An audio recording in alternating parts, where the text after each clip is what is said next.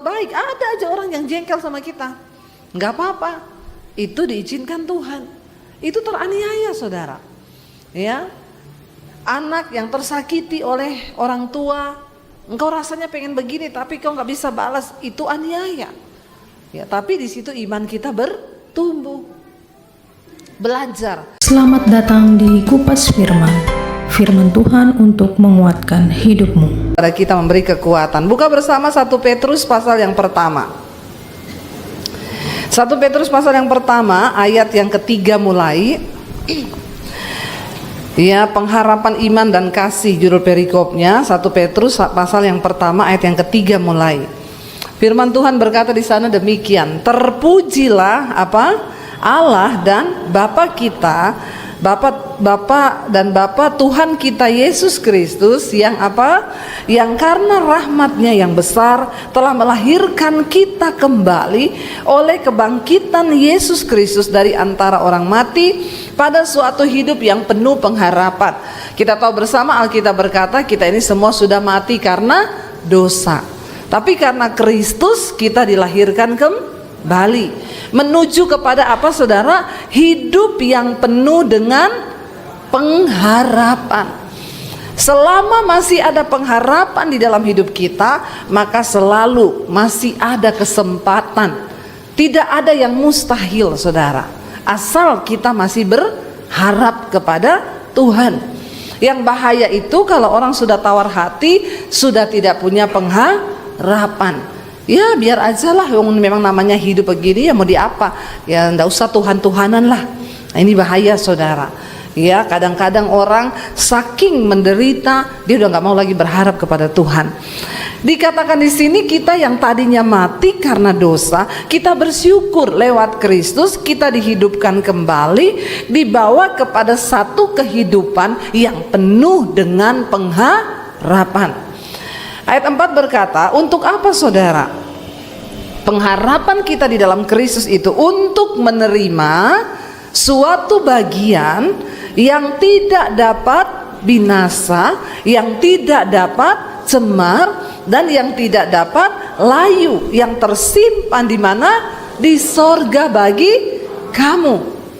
Bilang kanan kirimu, Tuhan sudah sediakan di sorga loh bagi kamu. Ya, yang satu bagian, bilang yang nggak dapat binasa, nggak dapat cemar, nggak dapat layu, itu Tuhan siapkan bagi kita di sorga. Ya, jadi saudara, ya kita ini semua yang mau masuk sorga harus mulai latihan sekarang. Ya, latihan hidup di sorga. Di sorga itu nggak ada orang marah-marah, amin. Haleluya. Ya, kalau saudara masih marah-marah, saudara nggak bisa masuk. Di sorga nggak ada orang selingkuh. Di sini pasti nggak ada lah yang selingkuh, ya. Ya, Cimahi ini aman-aman tenteram kan? Insya Allah. Aman tenteram, ya, nggak ada ya di sini perselingkuhan, ya saudara. Ada atau tidak? Oh, tidak ada, ya, puji Tuhan. Ya, saudara, di sorga itu nggak ada orang tersinggung. Di sorga nggak ada orang kepahitan. Di sorga nggak ada orang kecewa, karena di sana ada bagian yang tidak dapat cemar, nggak layu, nggak binasa. Ya, itu berbicara tentang hal-hal yang kekal. Nah, kita ini sekarang lagi latihan untuk bisa masuk sorga. Ya, siap-siap latihan, nggak marah-marah suami istri, amin. Kok abis amin tapi ketawa gitu, ya? Jadi saudara ini menertawakan diri sendiri atau bagaimana gitu, ya? Ya iya kan, kita mulai latihan dari sekarang jadi orang yang damai sejahtera, ndak marah-marah, ndak tersinggung, ndak kepahitan. Dikatakan di sana ayat yang kelima, yaitu bagi siapa? Yaitu kamu yang dipelihara dalam kekuatan Allah karena imanmu, sementara kamu menantikan keselamatan yang telah tersedia untuk dinyatakan pada zaman akhir. Kita ini semua sudah menerima keselamatan dari Tuhan, tapi baru akan dinyatakan pada akhir zaman. Saya mau tanya saudara, kira-kira ada yang gagal nggak dalam perjalanan iman? Akan ada nggak orang yang gagal? Ada. Berarti keselamatan bisa gagal nggak? Dari pihak siapa? Manusia, bukan dari pihak Tuhan. Dari pihak Tuhan keselamatan itu tidak pernah gagal. Siapa yang menggagalkan? Kita sendiri, karena kita menolak kasih karunia Tuhan, karena kita nggak hidup sesuai dengan firman Tuhan. Makanya Alkitab ini, kita sekarang ini dipelihara dalam kekuatan Allah. Kita harus meminta kekuatan dari Tuhan, sementara kita menantikan keselamatan yang akan dinyatakan pada zaman akhir. Jangan santai jadi orang Kristen. Ya, jangan aman-aman. Oh, saya pengkhotbah pasti masuk surga. Belum tentu. Saya pemain musik di gereja, pasti saya masuk surga. Orang tiap minggu saya absen. Belum tentu. Oh, saya paduan suara. Tadi paduan suaranya keren banget loh. Tepuk tangan dong saudara. Ya, keren loh ya. Bapak-bapak, ibu-ibu ya, keren. Bagi suaranya keren ya. Nanti di surga juga satu grup ini akan tampil. Berarti sudah pengen ke surga ya? Ya, amin saudara ya. Jadi tidak menjadi jaminan ketika kita paduan suara di gereja, main musik di gereja, khotbah seperti saya, bukan berarti langsung otomatis kita ini terdaftar di surga. Baru akan dinyatakan pada akhir zaman nanti siapa yang lulus. Makanya Yesus berkata, satu saat di akhir zaman ketika dia datang, banyak orang akan berseru kepadaku apa? Tuhan, Tuhan, aku melakukan mujizat demi namamu, aku usir setan demi namamu, ya, aku melakukan kesembuhan demi namamu, orang yang lumpuh berjalan demi namamu. Tapi Tuhan bilang, enyah engkau daripadaku, aku tidak mengenal engkau, sebab engkau pembuat kejahatan. Jadi ternyata tidak semua orang akan dinyatakan lulus pada akhir zaman. Makanya dikatakan di sini, kita ini dipelihara dalam kekuatan Allah. Kita perlu kekuatan Tuhan untuk bertahan sampai pada hari-hari yang terakhir. Karena dunia ini jahat. Iblis itu ya licik, dia ingin membawa kita jauh dari Tuhan. Iya, makanya saudara, kita kenali strateginya iblis hari-hari ini. Iblis gak suka kita hidup dalam kerajaan Allah. Apa itu kerajaan Allah? Roma 14 ayat 17 berkata, sebab kerajaan Allah bukan soal makanan, minuman, pakaian, tapi soal kebenaran, damai sejahtera, dan sukacita oleh Roh Kudus. Walaupun kita masih hidup di dunia sekarang, kalau kita hidup dalam kebenaran, dalam hidup kita pasti ada damai sejahtera. Ketika ada damai sejahtera dan kebenaran, maka kita pasti bersuka cita. Orang yang dipelihara dalam kekuatan Tuhan, dia sudah hidup di surga selagi dia masih di bumi. Ada kebenaran, damai sejahtera, dan sukacita oleh Roh Kudus. Ini yang harus kita jaga. Tapi iblis itu suka membawa orang untuk hidup di dalam apa? Dosa. Waktu ada dosa, maka tidak ada damai. Yang ada itu galau, stres, depresi, boro-boro sukacita, marah-marah tiap hari, berantem di rumah, ribut di rumah. Saya ini mengucap syukur, saya terima Tuhan Yesus tahun 95. Bapak Ibu yang udah ikut channel saya di YouTube sudah mendengar kesaksian saya, sudah mengenal saya. Ya, nama saya Debbie Basir, papi saya Haji Lights Basjir, kakek saya ya Kiai saudara. Dan saya bertobat tahun 95. Saya menerima Yesus sebagai Tuhan dan Juru Selamat. Waktu itu saya mau bunuh diri karena saya sudah tidak ada pengharapan di hidup saya. Iblis datang menuduh, hidupmu hancur, kamu sudah banyak berbuat dosa, mati saja. Saat itu saya tidak mengenal Tuhan secara pribadi, sekalipun saya punya agama. Lalu saya mulai di situ. Ya, tiap hari saya galau, saya mikir mau mati, saya mau bunuh diri saudara. Ya, dan rasanya semakin teguh untuk saya melakukan hal itu. Ya, karena saya dari kecil papi saya galak, sering saya dipukulin. Ya, kalau dihajar tuh sampai biru-biru badan saya saudara. Ya, rambut saya tuh dijambak. Lalu mami saya bilang, kamu ngerti aja kenapa papi begitu, karena dia punya banyak ilmu hitam.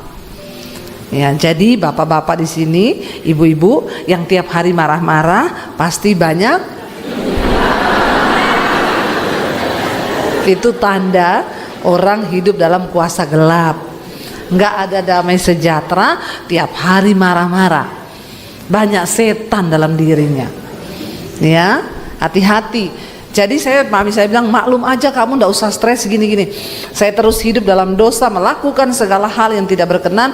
Dan orang itu kalau sudah melakukan dosa, hidupnya nggak mungkin damai sejahtera. Apa yang paling membuat manusia itu bisa hidup damai? Waktu kita hidup di dalam kekudusan. Bukan ketika punya uang banyak. Karena banyak orang punya uang tapi hidupnya tidak ada damai. Ya, benar saudara. Ya, uang itu bukan jaminan kebahagiaan. Jangan salah berpikir. Jangan suka iri kalau lihat orang kaya. Enak banget ya kaya. Saya banyak ketemu orang kaya raya. Tapi kalau pulang saya bilang sama suami saya lebih bahagia kita. Iya, nggak bisa tidur kalau malam. Dia punya banyak persoalan. Tiap hari telepon saya, diundang makan orang kaya. Saudara, dia yang traktir kami. Makan enak di restoran mahal, jutaan. Kami makan, dia terima telepon, marah-marah terus. Gimana sih? Saya kan sudah bilang. Baru duduk, ditelepon lagi. Bagaimana kamu? Maaf ya Bu Pendeta, maaf saya urusin kerjaan. Saya dibayari, makan damai sejahtera, enak, ketawa ketiwi. Dia marah-marah. Jadi yang lebih dari pemenang siapa? Dia. Akhirnya waktu dia duduk, dia bilang, maaf Bu Pendeta ya, saya tuh biasa urus kerjaan. Saya bilang, Pak maaf, saya mau ngomong juga sama Bapak. Bapak ini kaya, tapi tidak diberkati Tuhan. Iya, benar. Ya. Lalu dia syok waktu saya bilang begitu. Ya, pulang dia bilang sama istrinya, pendeta gila. Berani banget ngatain saya kaya tapi tidak diberkati. Loh iya, belum tentu orang kaya itu diberkati. Banyak orang kaya hidupnya nggak damai. Ya, makanya saya nggak pernah iri melihat orang kaya. Justru kadang saya kasihan. Ya, kasihan mereka itu tertipu dengan dunia. Tertipu. Kan Alkitab bilang hati-hati dengan tipuan kekayaan. Kekayaan itu menipu. Ya, makanya nggak usah kaya-kaya, amin. Loh kok enggak amin loh? Ya. Berarti kaya semua nih di sini nih. Loh malah amin loh. Kalau saya bilang orang kaya nggak bahagia malah amin. Bagaimana sih ini jemaat di Cimahi ini, Bapak Gembala? Ya. Jadi siapa yang mau kaya?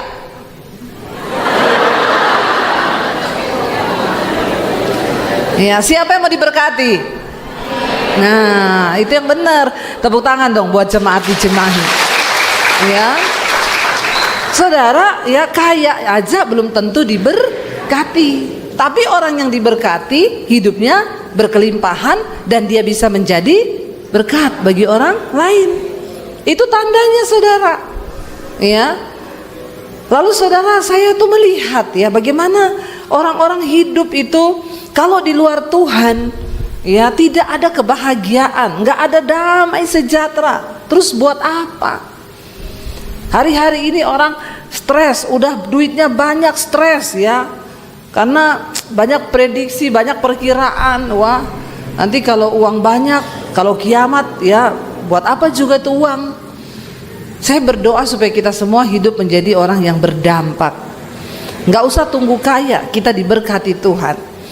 Dikatakan di sana kita ini dipelihara dalam kekuatan Allah, sementara kita menantikan keselamatan yang tersedia untuk dinyatakan pada zaman akhir. Hati-hati, jangan ada yang gagal di tengah jalan.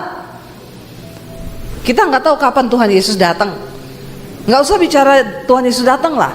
Bicara tentang kematian, nggak ada satupun dari kita yang tahu kapan kita mati kan? Kalau saya bicara kematian, jangan melirik sama yang sudah tua. Saudara melirik tuh, saudara bilang, kayaknya dia duluan ini. Hati-hati saudara ya.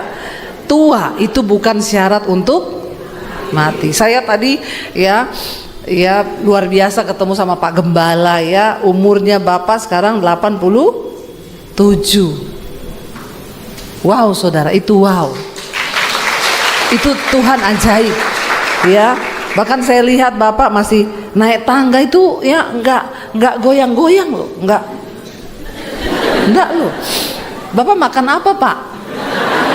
Loh iya loh, ya luar biasa saudara ya.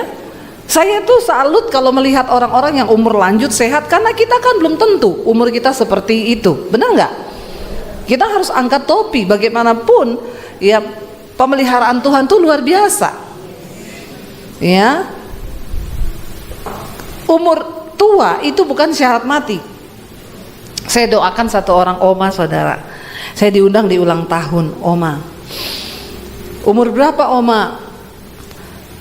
Waktu itu dia umur 100. Dalam hati saya, ini pasti ulang tahun yang terakhir,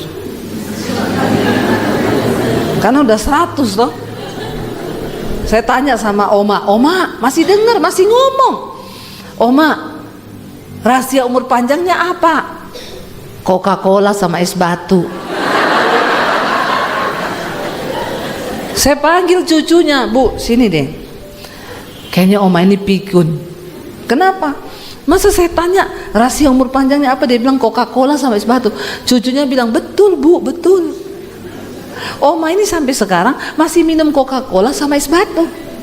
Itu di depannya yang 2 liter. Saya bilang, sampai sekarang? Saudara ya, tahun depan masih ulang tahun 101, 102,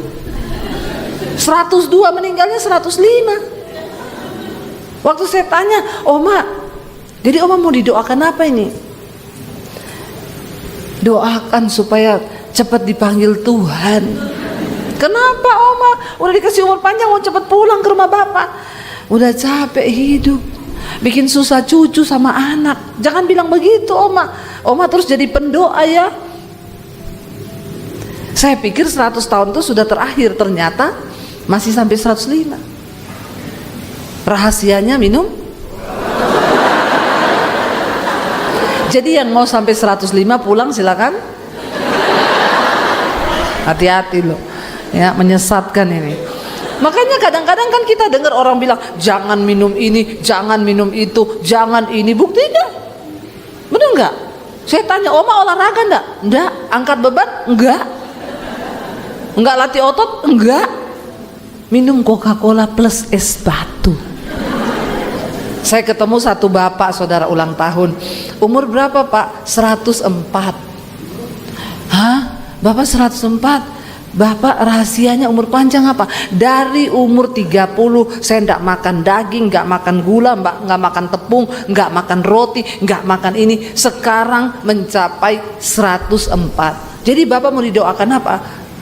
Doakan biar saya mati Bu. Saya bilang, Pak, kalau tahu dari dulu makan saja daging, makan saja roti, makan saja tepung, makan semuanya. Lah sekarang Bapak suruh doa biar mati. Kan saya nggak mungkin doakan dalam nama Yesus matilah kau. Kan nggak bisa toh, karena mati itu juga ya haknya Tuhan. Saya tanya, ya ampun, ya 104 nggak makan apa-apa. Yang lebih bahagia yang mana?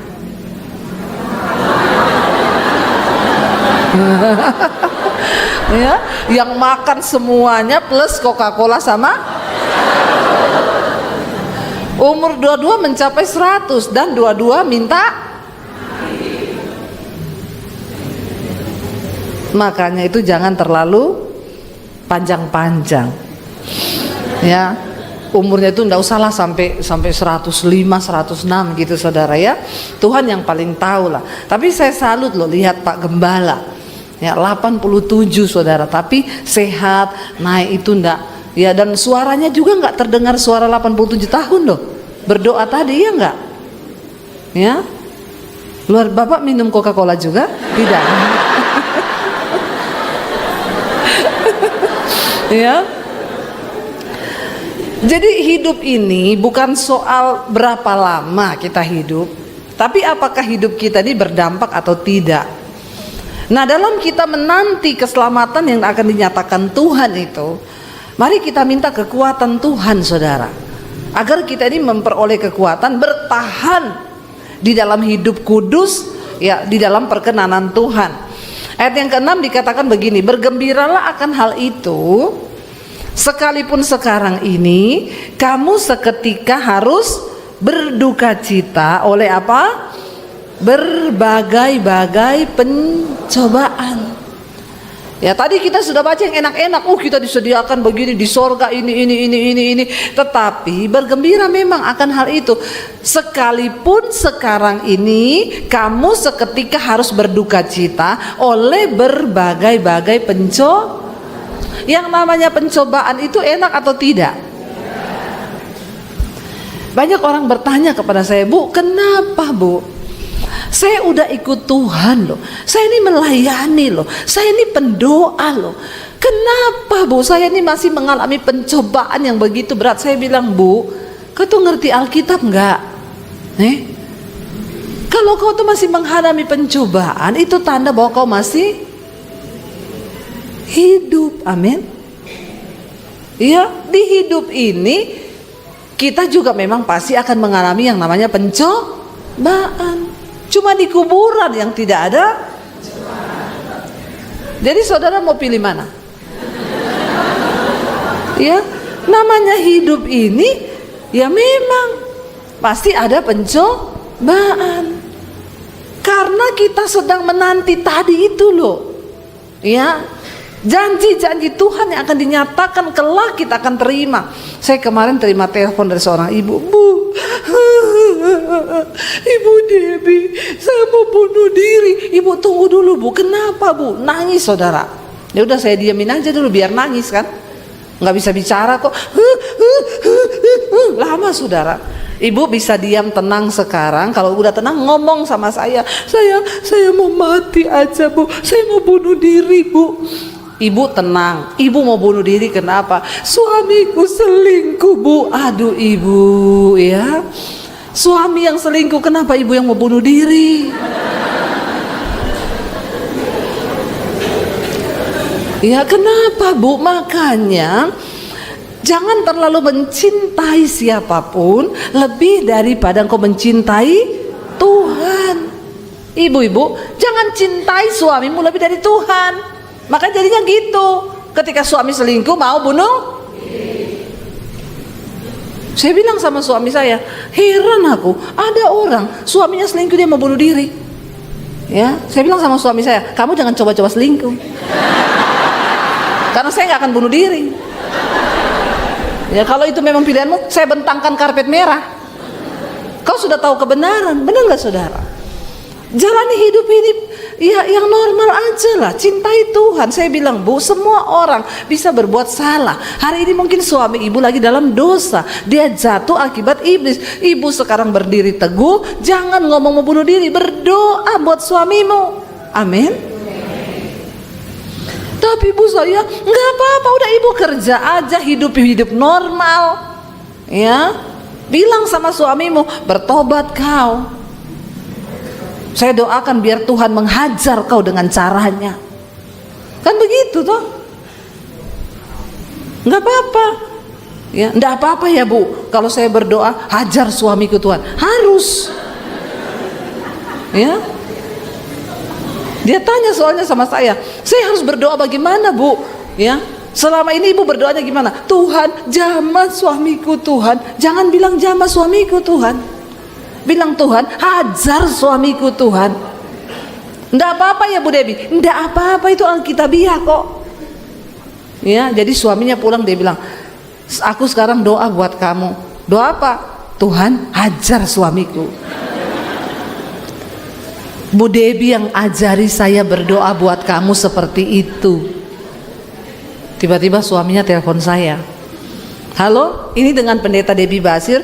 Iya, kenapa ya? Kamu tuh pendeta macam apa? Kenapa Pak? Kamu ngajari istri saya berdoa supaya Tuhan hajar saya begitu? Maaf ya Pak, jangan kegeeran kau. Alkitab berkata, Tuhan menghajar orang yang dikasihinya, yang dianggapnya anak. Kalau Bapak masih dikasihi Tuhan, Bapak dihajar sama Tuhan. Tapi kalau Bapak sudah nggak dikasihi, mati kau lagi selingkuh serangan jantung. Langsung nit. Telepon yang Anda tuju sedang lari. Ya, dia pikir dia mau main-main, saudara. Saya bicara ini dengan sesuai firman Tuhan. Alkitab bilang, kalau kau masih dikasihi, kau dihajar sama Tuhan. Ya, bapak-bapak, jangan hidup di dalam dosa. Saya bilang, ya ibu kasih tahu firman itu. Jangan ibu mau bunuh diri, cintai Tuhan. Memang selama kita hidup di dunia ini pasti akan ada pencobaan.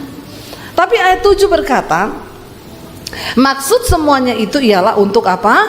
Membuktikan kemurnian imanmu yang jauh lebih tinggi nilainya daripada emas yang sekarang emas berapa 1 gram? Ada yang tahu? Ini naik terus ini, antam ya. Yang suka beli emas ini, saya lihat beritanya tuh di Instagram. Katanya sampai mau mencapai 2 juta per gram. Bersyukurlah yang punya investasi emas. Saya punya 78 kilo. Loh, kok tertawa? Bener, Mas Daniel, suamiku. Nggak usah tepuk tangan, tapi investasinya turun. Makin berat makin turun harga. Ya, saudara, bayangkan emas itu katanya dengar-dengar mau mencapai sampai 101 gramnya 2 juta. Ya, sekarang tuh sudah hampir 1,3 ya. Terakhir 1,16 ya.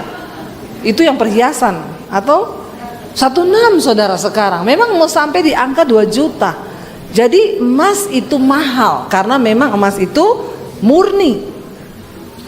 Tapi Alkitab berkata, ya, iman kita ini nilainya jauh lebih tinggi daripada emas yang fana.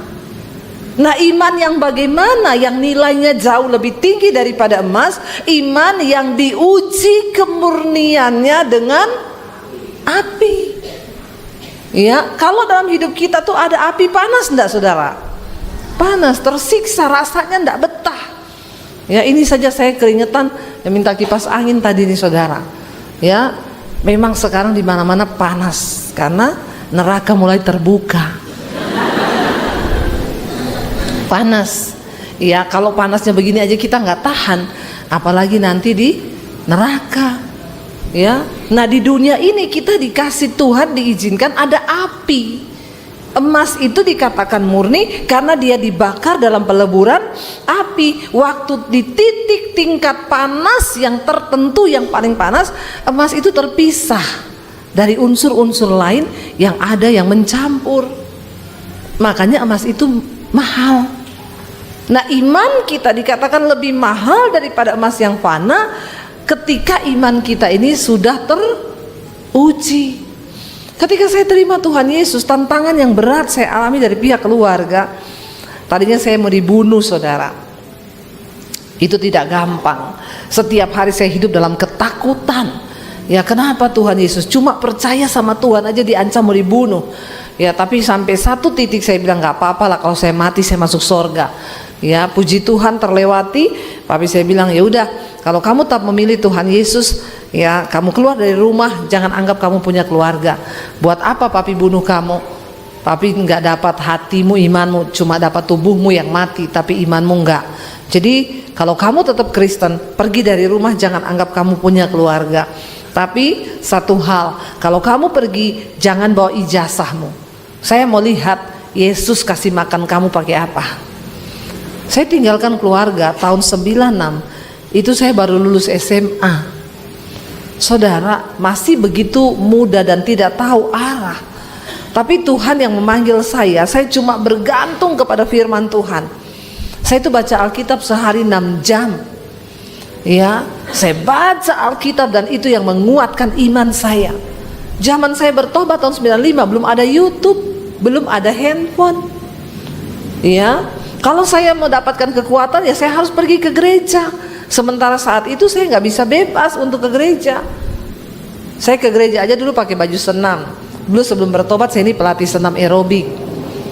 Percayalah, dulu saya pernah kurus. Nggak usah memandang dengan wajah yang begitu ya. Iya, saudara. Jadi tantangan itu berat, tapi Alkitab berkata iman itu bertumbuh dari aniaya dan pembacaan firman Tuhan. Jadi kalau mau imannya tumbuh harus banyak mengalami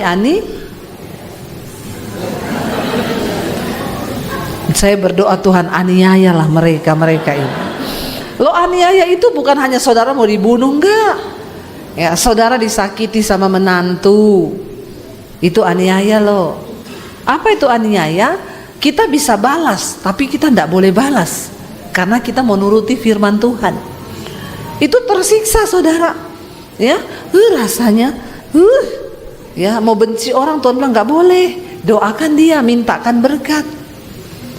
Ya, kita kan kalau mau doakan musuh kita, orang yang berbuat jahat, Tuhan, lagi naik motor diserempet sama beca, ya, terus keseleo kakinya atau patah kakinya. Kita pengennya kan berdoanya begitu, jujur manusia.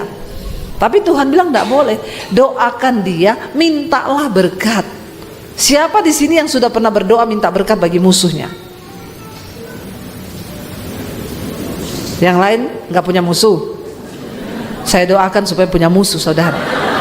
Nggak apa-apa, ya. Kalau itu untuk membuat kita melakukan firman. Bagaimana mungkin kita bisa berdoa mendoakan musuh kalau kita nggak pernah punya musuh? Seringkali Tuhan akan izinkan. Ya, kita sudah berbuat baik, ada aja orang yang jengkel sama kita. Nggak apa-apa, itu diizinkan Tuhan. Itu teraniaya, saudara. Ya, anak yang tersakiti oleh orang tua, engkau rasanya pengen begini tapi kau nggak bisa balas, itu aniaya. Ya, tapi di situ iman kita bertumbuh. Belajar. Saya banyak mendengarkan kesaksian orang-orang yang tadinya mau bercerai, hidup dengan egonya masing-masing, tapi ketika mereka mendengarkan firman yang saya sampaikan lewat YouTube, mereka belajar untuk menaklukkan daging dan melakukan kehendak Tuhan. Mereka nggak jadi bercerai loh. Ya, saya lagi makan di Salatiga di restoran, datang 2 orang suami istri, saudara. Tiba-tiba istrinya itu berlutut di kaki saya, dia nangis. Saya kan risih ya, dalam hati saya, Bu, please ya Bu, kenapa Bu, berdiri dulu, jangan begitu, jangan nangis begitu, Ibu berdiri, nanti dipikir orang saya ini ngapa-ngapain Ibu loh di sini, ya. Dia bilang, Bu, terima kasih Bu, berkat semua firman Tuhan yang Ibu sampaikan lewat YouTube Ibu, kami berdua ini tadinya mau bercerai Bu, tapi sekarang kami dipulihkan Tuhan, sekarang kami tiap malam ikut mesbah doa Bu, terima kasih. Karena mereka mau belajar melakukan firman. Tadinya pertikaian dalam rumah tangga mereka itu menjadi satu kemelut api yang rasanya menyala dan sangat menyiksa. Tapi waktu mereka tahu firman, bahwa ternyata semua itu Tuhan izinkan terjadi. Ya, kita ini suami istri dibentuk, ya suami dibentuk oleh siapa? Istri dibentuk oleh siapa? Suami. Ya, karena manusia menajamkan sesamanya. Ya, saya dengan suami saya, puji Tuhan kami dibentuk. Saya dari suami saya orang Solo, ya saya Sulawesi. Ya, jadi Solo tapi ada wesinya. Kami ketemu saudara, dipertemukan Tuhan. Ketemunya di gereja lagi, tempat yang sangat kudus dan sakral. Lalu ketika kami menikah, apakah semuanya enak-enak saja? Enggak, ada proses. Saya pikir dulu, saya ketemu suami saya pelayanan, saya juga pelayanan. Ini sama-sama orang pelayanan. Pasti kalau berantem, haleluya, puji Tuhan kau. Ya, bayangan saya kan begitu, karena kita sama-sama pendeta, sama-sama hamba Tuhan. Bayangan saya, pasti kalau berantem nih pasti menyanyikan mazmur dan kidung puji-pujian. Ya. Ternyata yang namanya manusia itu tetap manusia. Walaupun pendeta, kita punya ego, kita punya perasaan, ya, kesombongan, ya. Berapa kali kami ini dibentuk, saudara. Aduh, ya, rasanya itu saya, ya, menikah itu, orang berpikir menikah itu enak, ternyata menikah itu waktu masuk dalam proses. Ya, proses pertama kami itu masalah bahasa. Orang Solo itu nyaris tak terdengar, mirip-mirip sama orang Cimahi. Ya toh, orang Cimahi ini kalau ngomong lembut ndak. Ya, sementara orang Sulawesi, ya kita nih kalau ngomong nadanya tinggi terus. Tiap hari tersinggung suami saya. Ya, saya itu bicara sama dia baik-baik, saudara. Saya panggil dia Jo, artinya bojo. Tapi karena orang Sulawesi yang panggil jadi Jo. Kalau orang Solo yang panggil kan Jo. Iya, jadi saudara, saya tuh manggil dia, Jo, ayo mangan. Dia datang gini, ndak usah nesu toh. Saya bilang, aku ini ndak nesu, ini biasa. Tapi nadamu tuh nesu, ora. Stres saudara. Ya, stres.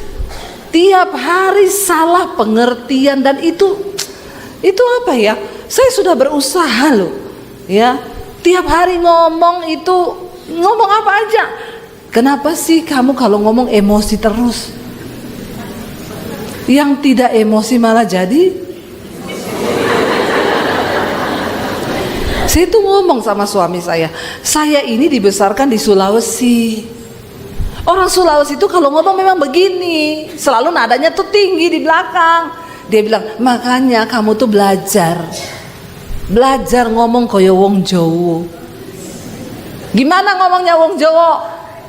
Di belakang itu nadanya turun, jangan naik. Saya bilang, ya saya akan coba, saya akan belajar. Ya, tiap hari belajar tapi masih keceplosan. Ya, jadi saya panggil dia, Jo, ayo mangan. Stres. Sudah berusaha melakukan yang terbaik, tetap salah saudara. Bayangkan persoalannya itu terus kita berdua. Itu terus, saya tuh bangun pagi ngomong, Say, itu gini. Dia teriak, aku kaget loh. Saya bilang, lah memang saya begini. Lama-lama nih kayak gini, aku bisa kena serangan jantung. Nah kan saya merasa, kok saya disalahin lagi, nanti dia kena serangan jantung beneran. Dibilang gara-gara nikah sama saya. Ya, jadi saudara, saya bilang, kamu kalau memang mau cari istri yang kayak orang Jawa, kenapa kamu nggak nikah sama Sri Rezeki? Ya, kenapa kamu cari Debbie Basir? Gitu kan saudara, ngapain gitu kamu nikahnya sama saya? Saya ini orang Sulawesi. Setiap hari Mbok Nek ngomong itu nada belakangnya turun. Lalu saya bilang sama dia, coba kamu ngomong nada belakangnya naik. Sama sulitnya, dia pun tidak bisa. Orang saya tuh kalau negur anak-anak saudara, saya bilang sama dia, kamu tuh kalau sama anak nakal marah, saya marah.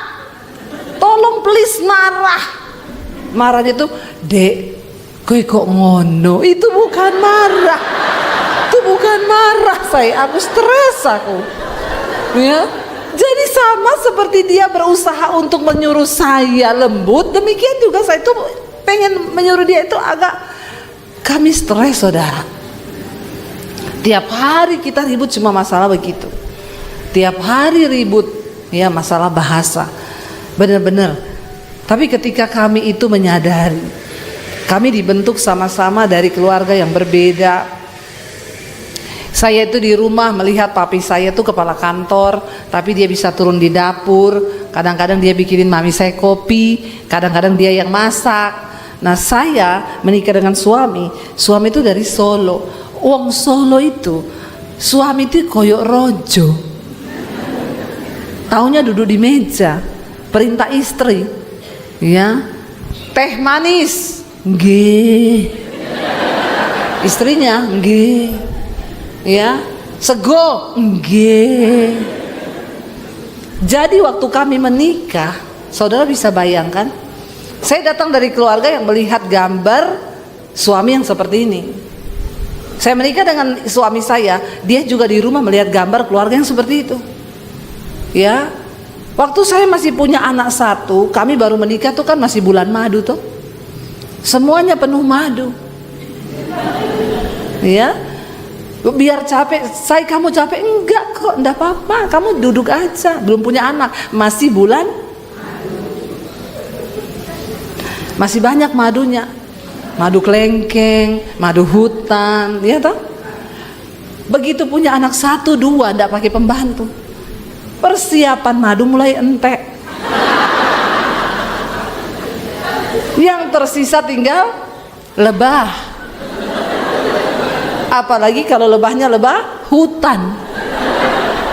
Itu kalau gigit berbisa loh. Ya. Waduh saudara, stres saya. Madu mulai habis, saya urus anak 2, ngurusi rumah, dia seperti raja. Kopi. Ya. Kalau dulu nggih. Dia sekarang punya kaki 2, tangan 2 atau sama kan? Ke dapur sendiri sana. Ada gula, ada kopi di sana, bikin sendiri. Kaget dia. Ih, kenapa jadi lebah hutan? Ya, memang begitu. Ya, manusia aslinya keluar, saudara. Pendeta juga manusia. Punya rasa, punya hati. Jangan samakan dengan pisau belati. Ya enggak, saudara? Ya, akhirnya dia di situ mulai kaget dengan saya. Saya pun juga ya. Kamu kira ya, kamu tahu nggak? Papi saya itu kerja kantor, kepala kantor, pulang dia masak di rumah. Kadang-kadang dia bikin mami saya kopi. Ya memang papi saya itu suami teladan. Dia jawab, makku itu istri teladan. Bapakku tinggal minta sego, inggih. Dia bilang, aku nggak pernah lihat makku marah-marah. Saya jengkel denger gitu, saudara. Iya. Saya bilang, ya udah kalau gitu kita nikahkan aja makmu sama papiku. Biar rumah tangga mereka jadi rumah tangga yang luar biasa. Saudara, kalau sudah begitu bagaimana ada surga dalam rumah tangga kita? Ego masing-masing yang keluar. Sampai satu kali saya temukan ayat firman Tuhan yang berkata, apapun yang kamu lakukan untuk sesama manusia, baik dengan perkataan ataupun dengan perbuatan, lakukanlah itu seolah-olah untuk Tuhan dan bukan untuk manusia. Saya urus anak 2 tanpa pembantu, bersihin rumah, saya mau marah-marah, rumah kotor. Ayat itu bicara untuk Tuhan. Saya ngepel untuk Tuhan. Nggak berani ngomong karena untuk dia teriak kopi. Saya ke dapur, saya bikin kopi, saya kasih krim, saya aduk untuk Tuhan. Kalau untuk manusia kasih sianida sedikit, maka matilah kau. Ya, tapi karena untuk, kalau kau bikin kopi untuk Tuhan, kau kasih racun, itu untuk Tuhan. Saya belajar tutup mulut untuk Tuhan. Ya, ketika kita mempraktikkan firman Tuhan, ya akhirnya saya melihat suami saya mulai berubah. Ya, dia mulai bantu di dapur, dia mulai apa. Saya kadang duduk di meja, dia datang bikinin saya kopi. Say, ini aku bikinin kopi ya. Ini bikinnya dengan cinta loh. Nggak ada saling menuntut, ego dimatikan. Dulu ribut kami terus tiap hari, masalah kecil jadi besar. Ya, kalau sudah begitu nggak mungkin rumah tanggamu diberkati, nggak mungkin Tuhan curahkan berkat berkelimpahan dalam rumah tangga kita. Kenapa tiap hari ribut? Karena Alkitab berkata, di mana ada 2 orang hidup sehati sepikir bersama, kesanalah berkat Tuhan itu diperintahkan. Ya, jadi kami bertobat, saudara. Saya buat komitmen dengan suami, saya tidak akan memaksa kamu tunduk kepada saya juga tidak tunduk kepadamu dalam artian apa yang kamu mau, tapi kita tunduk pada firman Tuhan. Waktu istri tunduk kepada firman, suami tunduk kepada firman, maka rumah tangga itu menjadi rumah tangga yang diberkati oleh Tuhan. Amin, saudara. Ya, ayo hidupi firman Tuhan. Itu lagu tadi bilang, hidupku menggenapi firman-Mu. Artinya apa menggenapi firman Tuhan? Kalau Tuhan bilang ya jangan marah, jangan marah. Kita menggenapi firman-Nya, artinya menjadi pelaku firman. Banyak hal besar yang Tuhan mau percayakan dalam hidup kita. Waktu kami mulai berdamai, menurunkan ego masing-masing, kami baru melihat Tuhan bukakan jalan dalam rumah tangga kami. Saudara, Tuhan mulai bawa kami dalam visi-visi yang besar. Ya, dari Solo Tuhan bawa kami pindah ke Jakarta 15 tahun yang lalu. Kami tinggalkan kota Solo, dapat suara Tuhan untuk berangkat ke Jakarta. Seperti Abraham disuruh Tuhan tinggalkan negeri. Ya, lalu kami berangkat ke Jakarta. Setahun pertama nggak ada pelayanan, kami hidup saudara. Ya, aduh benar-benar dengan iman, naik motor, anak-anak masih di Solo. Kita pulang Jakarta Solo 2 minggu sekali lihat anak. Tadinya masih ada duit naik pesawat. Ya karena di Jakarta juga tidak ada pelayanan. Tuhan panggil, katanya Tuhan, aku akan memberikan kepada kalian hal yang besar di Jakarta. Ternyata sampai sana tidak ada pelayanan. Yang tadinya di Solo kami pelayanan setiap minggu, di situ tidak ada 1 tahun tidak ada pelayanan. Kita pulang naik kereta, naik pesawat, mulai duit habis, naik kereta, habis lagi duit, naik bus. Sampai 1 kali saya dan suami pengen lihat anak, kita pulang naik motor saudara, karena tidak ada duit. 18 jam Jakarta Solo, hujan dari Cirebon sampai di Solo. Badan saya kedinginan, tangan saya biru, kaku semua. Di jalan saya nangis bercucuran air mata. Air mata bercampur air hujan. Bener saya bilang, Tuhan, karepmu Tuhan. Itu bahasa tertinggi dari penyerahan saya kepada Tuhan. Apa yang engkau mau dari hidup kami Tuhan? Saya ini ikut Tuhan kok yo menderita terus. Tapi kalau ini yang kau mau, karepmu. Sampai di Solo jam 3 pagi. Besok anak-anak bangun, anak saya yang paling kecil waktu itu masih TK kecil saudara. Ya, saya harus balik ke Jakarta. Lalu anak-anak bilang, Mami kenapa Mami balik ke Jakarta? Mami di sini aja. Saya bilang, Dek, Tuhan yang panggil Mami sama Papi. Padahal di Jakarta nggak ada pelayanan.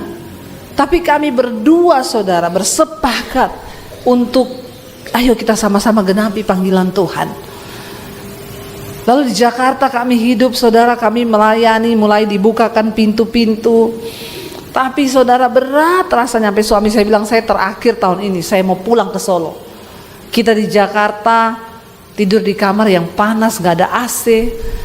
Di Solo saya punya kamar ada AC, tempat tidurnya spring bed. Di Jakarta spring bed, tapi bednya sudah tidak ada, tinggal springnya.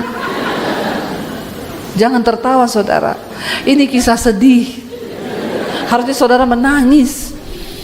Tidak enak secara daging untuk menggenapi panggilan Tuhan, tapi kami berusaha taat, hanya melihat Tuhan dengan iman. Sampai hari ini, ya kami melihat bagaimana Tuhan menyertai orang yang sungguh-sungguh berjuang, percaya dan beriman kepada Tuhan, tidak akan pernah ditinggalkan. Ketika pandemi datang, ya YouTube saya waktu itu baru 50.000 subscribe. Jadi saudara 2019 saya dapat suara Tuhan. 2018 kamu ambil alih dunia media untuk penginjilan. Saya waktu itu berpikir, ya dunia media itu apa ya? Lalu saya bilang ke suami, Tuhan itu ngomong, kita harus ambil alih media untuk Injil. Suami saya bilang, ya kalau media itu berarti TV. Waktu itu kita belum terlalu kenal, belum terlalu familiar sama YouTube. 2018. Ya TV kalau gitu, ya udah kita pergi tanyalah di stasiun TV swasta di Jakarta. Kita pergi ke sana. Saya tanya kalau saya siaran di TV itu gimana? Oh ibu harus bikin 10 episode. 1 episode itu 6 juta.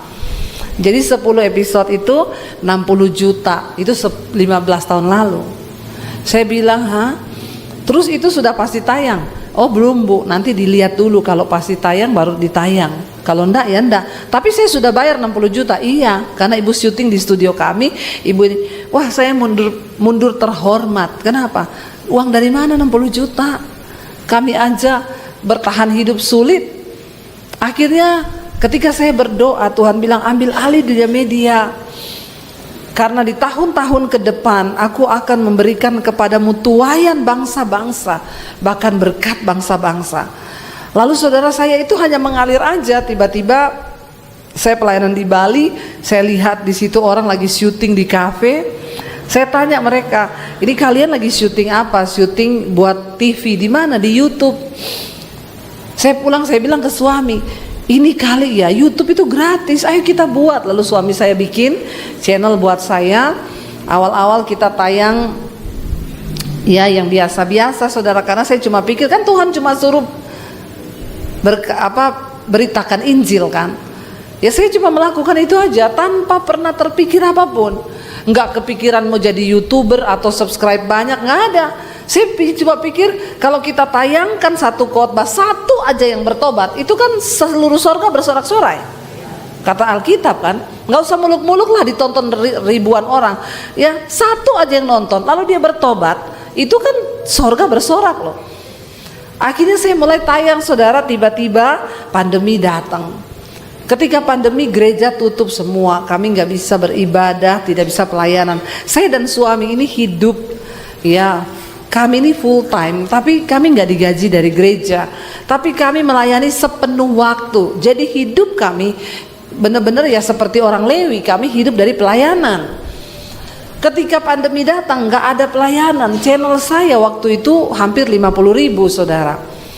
Tiba-tiba gereja tutup, orang nggak bisa ibadah, orang mulai cari gereja, orang mulai cari di YouTube. Waktu pandemi itu saudara, YouTube saya naik setiap hari bertambah 1.000 subscribe sehari. Itu saya nggak tahu, itu padahal YouTube sendiri bilang kalau ada channel dalam seminggu bertambah 1.000 itu di hacker. Ya, jadi punya saya di hacker sama malaikat. Satu hari nambah 1.000. Dan puji Tuhan sekarang ya 800.000, hampir 1 juta saudara. Semua kok nggak wow ya?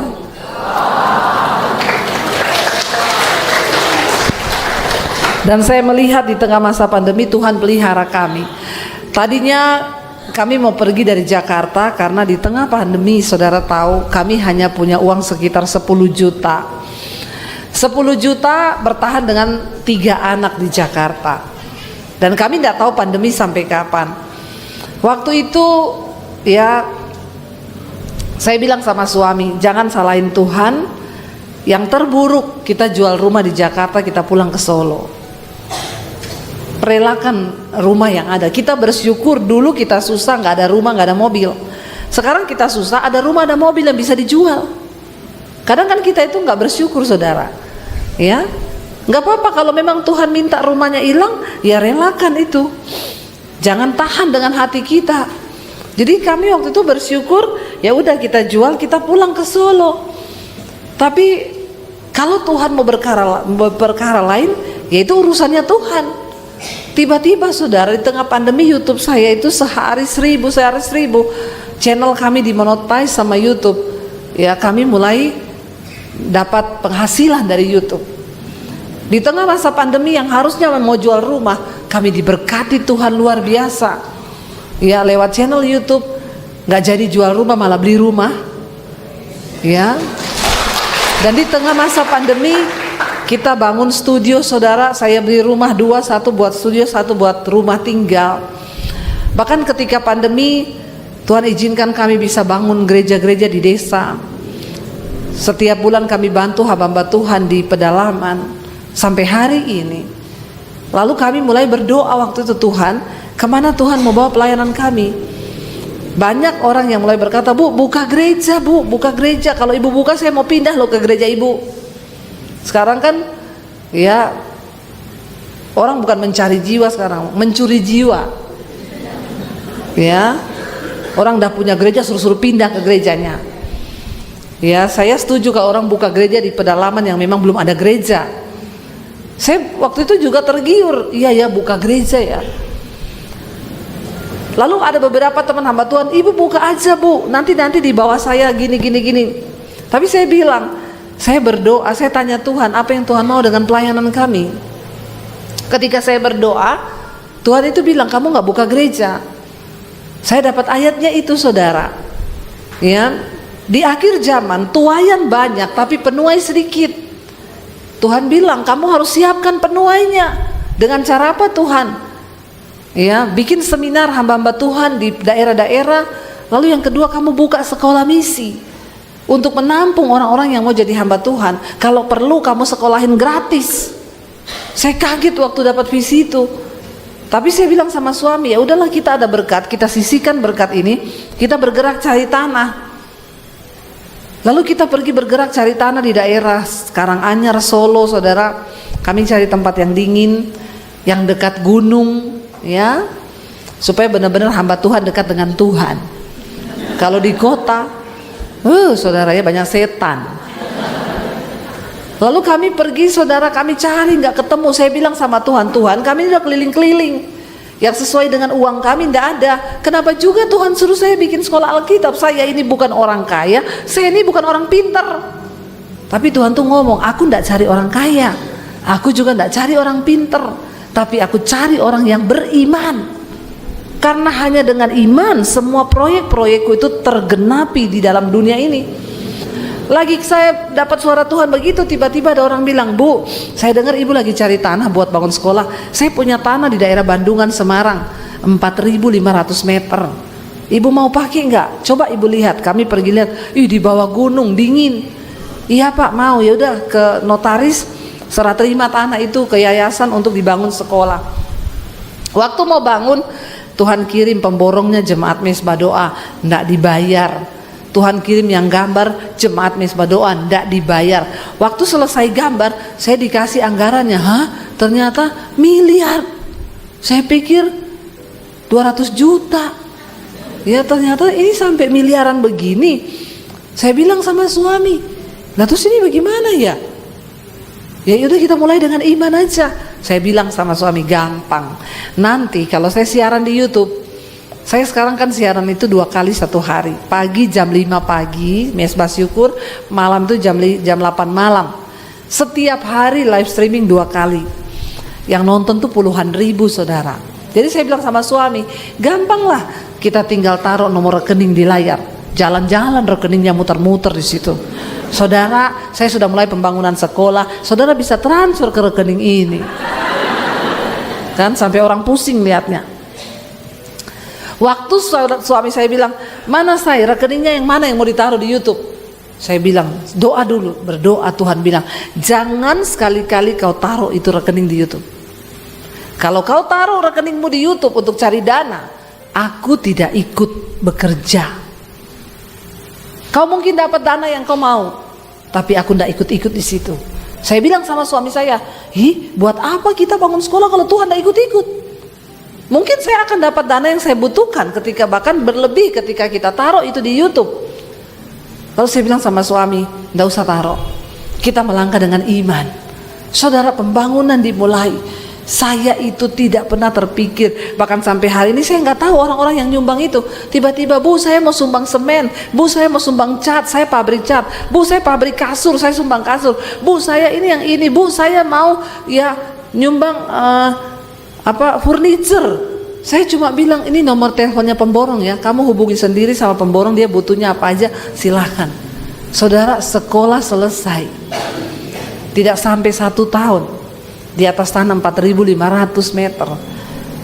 Dan bulan Juni ini angkatan pertama selesai, mereka akan diwisuda, cuma 6 bulan sekolah misi kami. Mereka masuk asrama. Yang sekolah dari Papua, dari NTT, semuanya gratis. Itu di luar logika, saudara. Ya, bahkan ini udah penerimaan murid baru. Saya tanya sama staf saya, yang bayar berapa? Nggak ada, Bu, semua nggak mampu. Saya garuk-garuk kepala. Tapi memang dari awal Tuhan bilang begitu. Ya udah, ya saudara tahu, ketika kami melangkah dengan iman, yang tidak terbatas itu Tuhan kerjakan. Sekolah saya nggak pernah berkekurangan. Orang setiap minggu ngantar beras, ngantar sembako, ngantar sayur, ngantar ayam, sampai beras itu kelebihan kita bagi ke panti asuhan.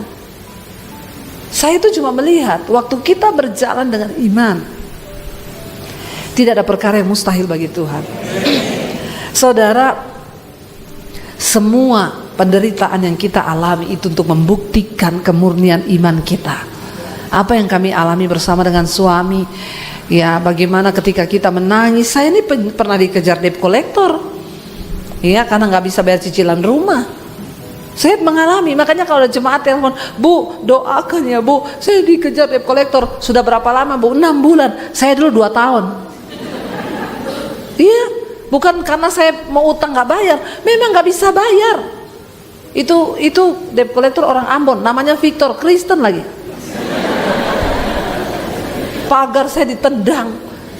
pendeta nggak bisa bayar utang, bikin malu, pendeta apaan? Saya nangis masuk di kamar, saudara. Tuhan, kenapa kau izinkan ini? Tuhan bilang, emang kenapa kalau aku izinkan? Kau belum diludahi mukamu kan? Baru begitu kan? Tapi di mana harga diriku? Piro harga dirimu, piro? Saya menangis di kaki Tuhan. Saya nggak pernah telepon orang pinjam duit, tapi saya harus mengalami. Ternyata supaya sekarang saya bisa cerita. Orang-orang yang datang telepon, Bu, saya dikejar debt collector, hadapi, bertobat, berlutut di kaki Tuhan. Selalu ada jalan. Kami melewati banyak hal, saudara. Ya, rumah pernah mau diambil balik sama Pak Haji. Saya beli rumahnya Pak Haji, saya cicil sama dia. Saya nggak bisa bayar.